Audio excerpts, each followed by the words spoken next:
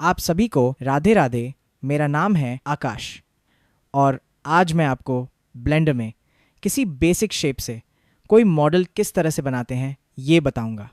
तो चलिए बिना किसी देरी के शुरू करते हैं।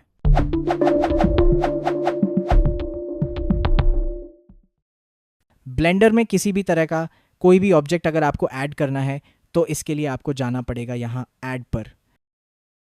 यहाँ आपको सबसे पहला ऑप्शन मिलता है मैश और यहाँ मैश में आपको कुछ बेसिक शेप्स मिलते हैं। आप यहाँ से किसी भी ऑब्जेक्ट पर क्लिक करके उसे ऐड कर सकते हैं। ब्लेंडर स्टार्ट करने पर हमें एक क्यूब, एक कैमरा और एक पॉइंट लाइट पहले से ही मिलती है। तो अभी के लिए मैं आपको इस क्यूब पर ही काम करके बता रहा हूँ और अभी हमें इस कैमरा और पॉइंट लाइट की ज़रूरत नहीं है, इसलिए इन्हें हम डिलीट कर सकते हैं। कोई भी ऑब्जेक्ट डिलीट करने के लिए आप उसे सिलेक्ट करके डिलीट की प्रेस कर सकते हैं। अब अगर हमें किसी मैश ऑब्जेक्ट को एडिट करना हो तो हमें उसके एडिट मोड पर जाना होता है। अगर आप यहाँ टॉप लेफ्ट में देखते हैं तो आपको कुछ मोड्स मिलते हैं। यहाँ पर आपको एडिट मोड का ऑप्शन भी मिलेगा, आपको इस पर क्लिक करना है। एडिट मोड पर आने के बाद आपको कई सारे ऑप्शंस दिखाई देते हैं। अब अगर आप देखेंगे तो आपको क्यूब पर पॉइंट्स, लाइंस और सरफेस दिखाई देती हैं। इन पॉइंट्स को आप कहेंगे वर्टेक्स, इन लाइंस को आप कहेंगे एजेस और इन सरफेस को आप कहेंगे फेस। अगर आपको वर्टेक्स पर काम करना है तो आपको यहां वर्टेक्स का ऑप्शन मिलता है, उसके बाद आपको एज का ऑप्शन मिलता है और उसके बाद आपको फेस का ऑप्शन मिलता है। अगर आपको मल्टीपल वर्टेक्स, एजेस या फेसेस को सिलेक्ट करना है तो आप शिफ्ट को होल्ड करके जो भी सिलेक्ट करेंगे वो सिलेक्शन में ऐड होता जाएगा। अब यहां स्टार्टिंग के कुछ ऑप्शन ऑब्जेक्ट मोड पर भी थे जो कि पिछले वीडियो में आपने देखे थे। इसके बाद के कुछ यूजफुल ऑप्शंस जो कि ऑब्जेक्ट को एडिट करने के काम आते हैं, उन ऑप्शंस को हम देखते हैं। यहां पे आपको एक्सट्रूड के ऑप्शन मिलते हैं। इसकी मदद से आप वर्टेक्स, एजेस या फेसेस की कॉपी बनाकर आगे बढ़ा सकते हैं। यह ऑप्शन कुछ इस तरह से काम करता है। एक्सट्रूड करने की शॉर्टकट की है ई।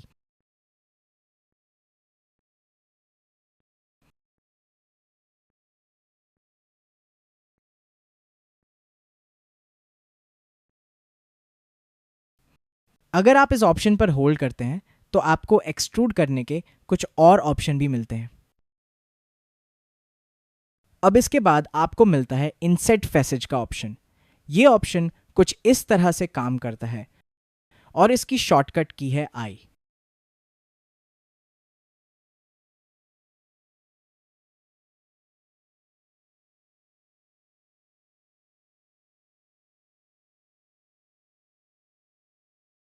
अगला ऑप्शन है बेवल।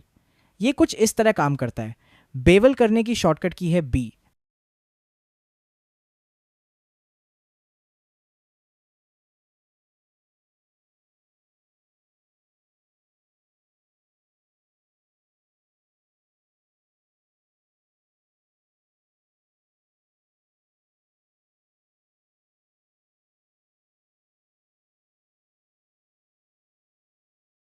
अब इसके बाद आपको मिलता है लूप कट का ऑप्शन। जब आप इस ऑप्शन पर क्लिक करके किसी ऑब्जेक्ट पर कर्सर लेके जाते हैं तो आपको लूप बनते हुए दिखते हैं। आप सिंपली क्लिक करके लूप ऐड कर सकते हैं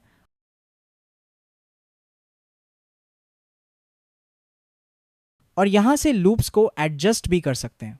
वैसे जब भी आप ब्लेंडर में कोई एक्शन करते हैं तो आपको यहां बॉटम लेफ्ट में एक ऑप्शन दिखने लगता है।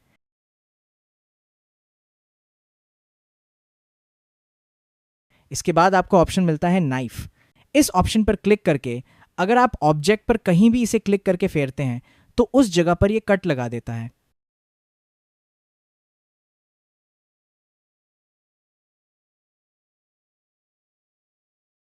और सारे कट्स लगाने के बाद अगर आपको बाहर आना होता है तो आप कीबोर्ड पर स्पेस बार की प्रेस कर सकते हैं।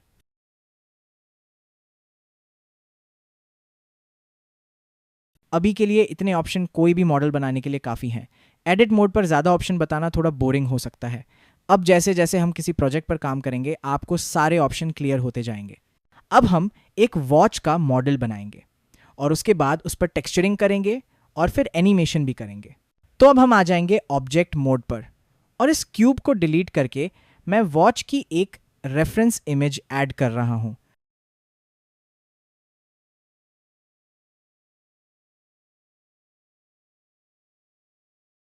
अब आप प्रॉपर्टीज में ऑब्जेक्ट पर जाकर यहां रोटेशन की वैल्यू 0 कर देंगे, तो रेफरेंस इमेज सरफेस पर सेट हो जाएगी। अब आप यहां जी एक्सिस पर क्लिक करेंगे तो आपको टॉप व्यू दिखाई देगा। अब हम ऐड करेंगे एक सर्कल और इसे हम करेंगे थोड़ा सा ऊपर।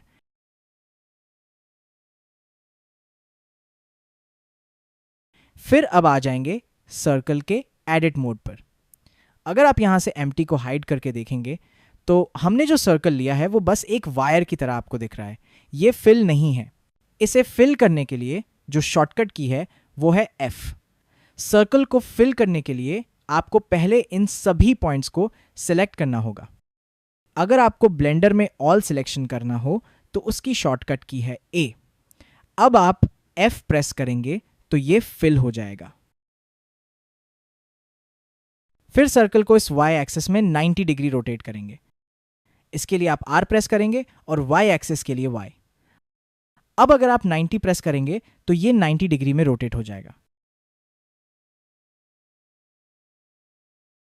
अब हम स्केल करेंगे।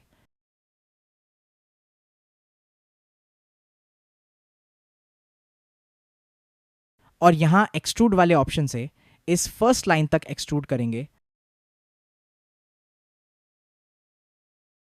और फिर से एक्सट्रूड करके स्केल करेंगे। इसी तरह से हम ये पूरा शेप कंप्लीट करेंगे। अगर आपको बहुत हल्का सा मूवमेंट चाहिए हो तो आप शिफ्ट प्रेस करके कर सकते हैं।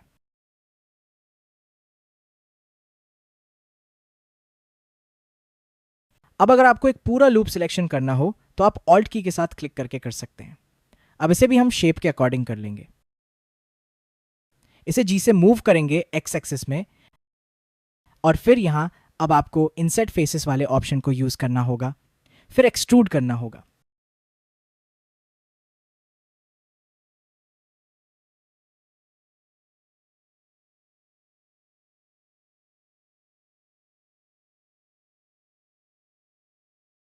अब इसमें हम कुछ मॉडिफायर्स लगाएंगे। मॉडिफायर्स का काम होता है किसी ऑब्जेक्ट को बिना एडिट किए उसे मॉडिफाई करना, और आप मॉडिफायर्स को कभी भी रिमूव या अप्लाई कर सकते हैं और बहुत से कंट्रोल आपको मिल जाते हैं, जिसके लिए आपको जाना होगा प्रॉपर्टीज में मॉडिफायर्स पर। यहां पे आपको सर्च करना है sub division surface. Sub division से आप किसी ऑब्जेक्ट को स्मूथ कर सकते हैं और ये ऑब्जेक्ट के मेश को डेंस करता जाता है। आप जितनी वैल्यू यहां डालेंगे ये उतना मेश को डेंस कर देगा। अब हमें इस ऑब्जेक्ट में कुछ शार्प एजेस भी चाहिए, जिसके लिए हम लगाएंगे बेवल मॉडिफायर। तो हम यहां से बेवल मॉडिफायर सर्च करेंगे।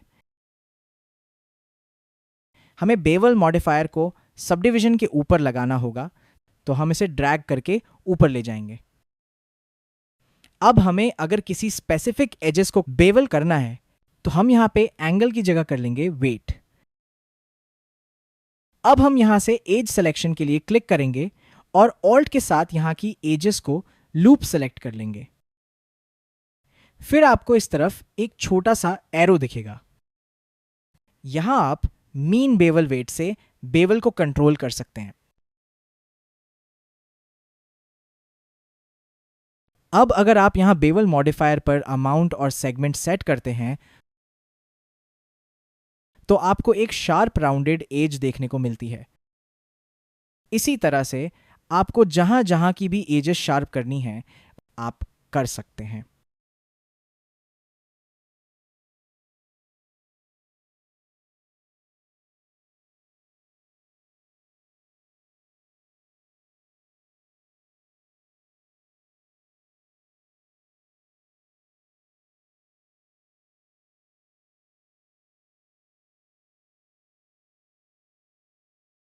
मैंने यहां पर बेवल का यूज इसीलिए किया है एग्जाम्पल के लिए।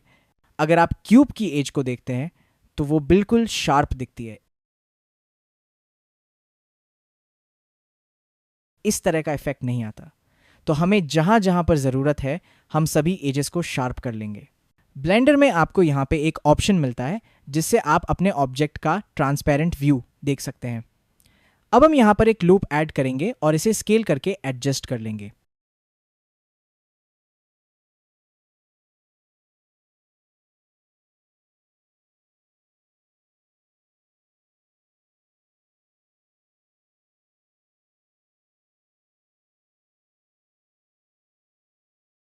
इतना होने के बाद हम फिर से इसे y एक्सिस में 90 डिग्री रोटेट कर लेंगे। हमें इसे 180 डिग्री फिर रोटेट करना पड़ेगा ताकि इसका टॉप वाला पार्ट ऊपर आ जाए। ध्यान रखें कि आप ऑब्जेक्ट को एडिट मोड पर ही एडिट करें। ऐसा आपको क्यों करना है ये आप आगे चलकर समझ जाएंगे। अब हम इस रेफरेंस इमेज को इस वॉच डायल के अकॉर्डिंग सेट करेंगे। आप चाहे तो ट्रांसपेरेंट व्यू भी ऑन कर सकते हैं।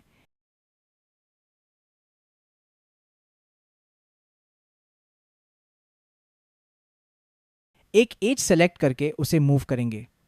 अब हो ये रहा है कि एक ही साइड मूव हो रहा है और अलग अलग साइड से मैन्युअली मूव करना थोड़ी टाइम टेकिंग प्रोसेस हो सकती है। इसके लिए आपको यहाँ पर मिरर का ऑप्शन मिलता है। आप यहाँ से X और Y को ऑन कर लेंगे, पर इससे पहले आप कंट्रोल जेड करके एक स्टेप पीछे आ जाएं। अब आप मिरर ऑप्शन ऑन कर लें और इससे मूव करें। अब यहाँ पर आपको एक और प्रॉब्लम आ सकती है और वो प्रॉब्लम है ऑब्जेक्ट के ओरिजिन की। ये जो पॉइंट आपको दिख रहा है ये ओरिजिन पॉइंट होता है। अगर ये सेंटर पर नहीं है तो मिरर ऑप्शन काम नहीं करेगा, क्योंकि मिरर ऑप्शन तभी काम करता है जब ऑब्जेक्ट के ओरिजिन के लेफ्ट और राइट वाले पार्ट बराबर हों। तो ओरिजिन को ऑब्जेक्ट के सेंटर पर लाने के लिए राइट क्लिक करें और यहाँ पर सेट ओरिजिन का ऑप्शन आपको मिल जाएगा। यहाँ आप ओरिजिन टू ज्योमेट्री पर क्लिक करें तो ओरिजिन ऑब्जेक्ट के सेंटर पर आ जाएगी। अब आप मिरर ऑप्शन ऑन कर लें और इससे मूव करें।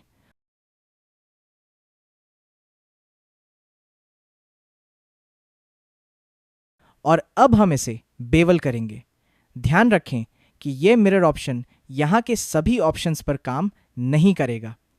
तो इसके लिए आप इन चारों एजेस को सेलेक्ट करके बेवल करें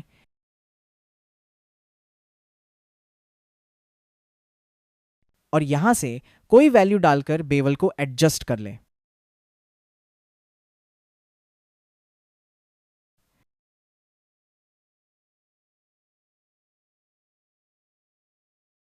अभी यहाँ पे हमें एक प्रॉब्लम देखने को मिल रही है, क्योंकि यहाँ पे इस मॉडल की ज्योमेट्री सही नहीं बन रही, तो इसे करेक्ट करना होगा। आप कोशिश ये करें कि जब कोई भी मॉडल बनाए तो उसमें हर फेस 4 वर्टेक्स से बना हुआ होना चाहिए। इससे होगा ये कि आपके बनाए हुए मॉडल में किसी भी तरह की कोई प्रॉब्लम नहीं आएगी, ना ही टेक्सचरिंग में, ना ही मॉडलिंग में और ना ही उसके एनिमेशन में। तो इसे करेक्ट करने के लिए हमें कुछ एडिट्स करने होंगे। आपको यहाँ पर कुछ एजेस दिख रही होंगी जो कि ट्राइंगल बना रही है। आप इन एजेस को शिफ्ट के साथ सिलेक्ट कर लेंगे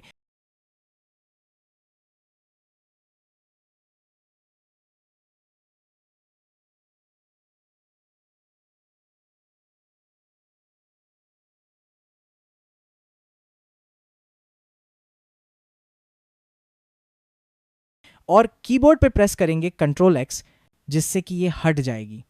कंट्रोल एक्स एक शॉर्टकट है ज्योमेट्री को तोड़े बिना किसी वर्टेक्स, एज या फेस को डिलीट करने के लिए। अब आप अगर देखेंगे तो इस जगह पर फेस 5 वर्टेक्स से मिलकर बन रहा है, जिसे हमें स्क्वायर करना होगा। इसके लिए आप ये वाली एज पर एक वर्टेक्स ऐड करेंगे लूप कट वाले ऑप्शन से और फिर इन्हें ज्वाइन करेंगे जे से। जे ज्वाइन की शॉर्टकट की है।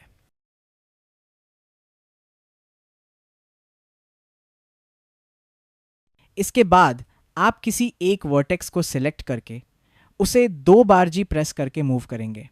2 बार जी प्रेस करने पर कोई वर्टेक्स या एज उससे जुड़े हुए पाथ पर ही मूव होती है, जो कि आप इस वक्त देख सकते हैं।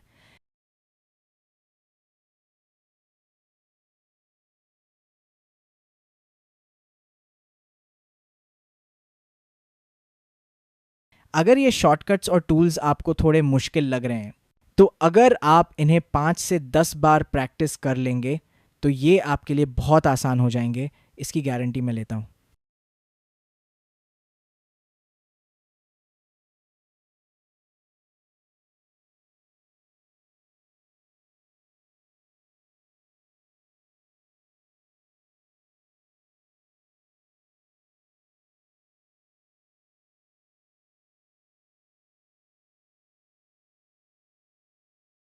अब इसके बाद आप वॉच के नीचे की साइड पर भी एक वर्टेक्स ऐड करके इसे ज्वाइन कर लेंगे।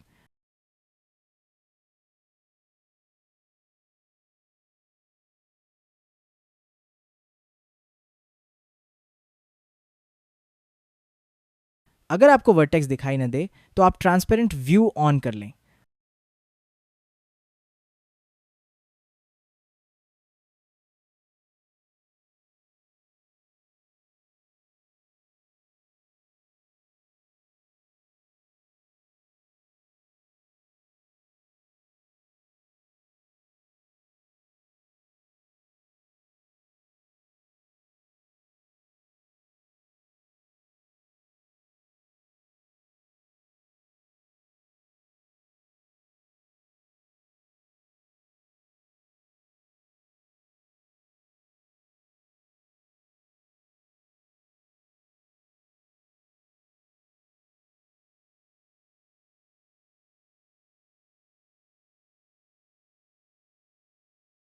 अब आप यहां पर सभी बेवल्स को करेक्ट कर लेंगे।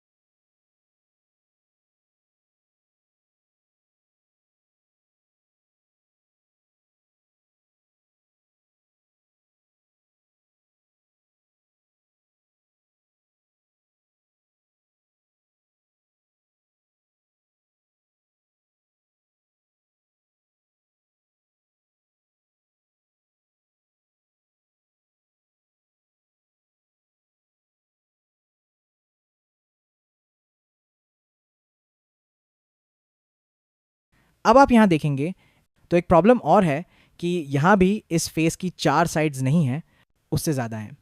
तो यहां की वर्टेक्स सेलेक्ट करके इसे भी ज्वाइन करेंगे।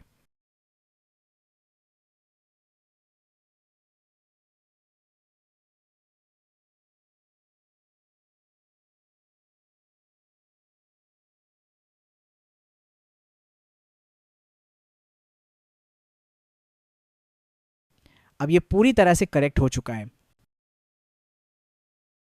अब हमें यहां की एजेस भी राउंड नहीं चाहिए, इसीलिए इसे भी बेवल कर लेंगे।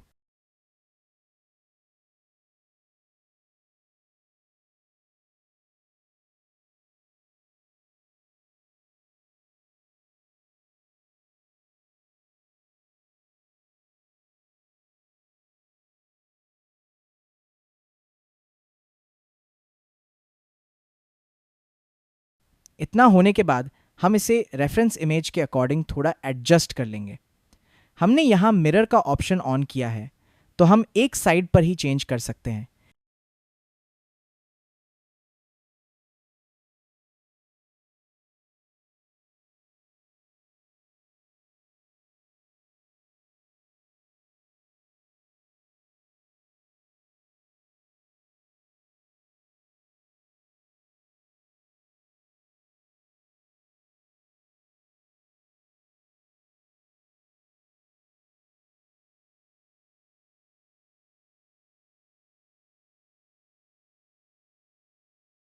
तो हमारी वॉच के डायल का बेस मॉडल कंप्लीट हो चुका है। इसके बाद हम अगले वीडियो में वॉच को आगे कंप्लीट करेंगे। अगर आप इस चैनल पर नए हैं तो आप सब्सक्राइब करें ब्लेंडरग्राफी चैनल को, ताकि मैं और इंटरेस्टिंग वीडियो आप सभी के लिए लाता रहूं। आपके इस चैनल ब्लेंडरग्राफी पर आने के लिए आपका बहुत बहुत धन्यवाद।